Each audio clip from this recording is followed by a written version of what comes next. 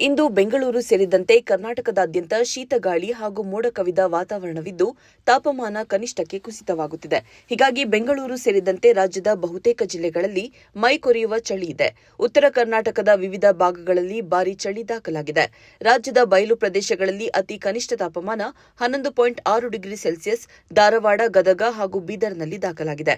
ಬಂಗಾಳ ಕೊಲ್ಲಿಯಲ್ಲಿ ವಾಯುಭಾರ ಕುಸಿತ ಸಾಧ್ಯತೆ ಇರುವುದರಿಂದ ನಾಳೆಯಿಂದ ಮಳೆಯಾಗುವ ಸಾಧ್ಯತೆ ಇದೆ ಎಂದು ಭಾರತೀಯ ಹವಾಮಾನ ಇಲಾಖೆ ಮುನ್ಸೂಚನೆಯನ್ನು ನೀಡಿದೆ.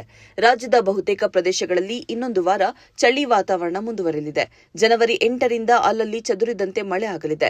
ಜನವರಿ 9 ಹಾಗೂ ಜನವರಿ 10ರಂದು ಬೆಂಗಳೂರು ಸೇರಿದಂತೆ ವಿವಿಧ ಪ್ರದೇಶಗಳಲ್ಲಿ ಮಳೆ ಆಗಲಿದೆ. ಚಾಮರಾಜನಗರ, ಕೊಡಗು, ಮಂಡ್ಯ ಹಾಗೂ ಮೈಸೂರು ಜಿಲ್ಲೆಗಳಲ್ಲಿ ಮಳೆ ಆಗಲಿದೆ.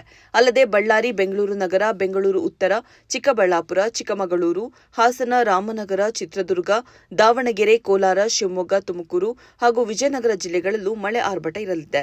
ಉಳಿದಂತೆ ರಾಜ್ಯದ ಬಹುತೇಕ ಪ್ರದೇಶಗಳಲ್ಲಿ ಒಣಹವೆ ಮುಂದುವರೆಯಲಿದೆ ಎಂದು ಐಎಂಡಿ ವರದಿ ತಿಳಿಸಿದೆ.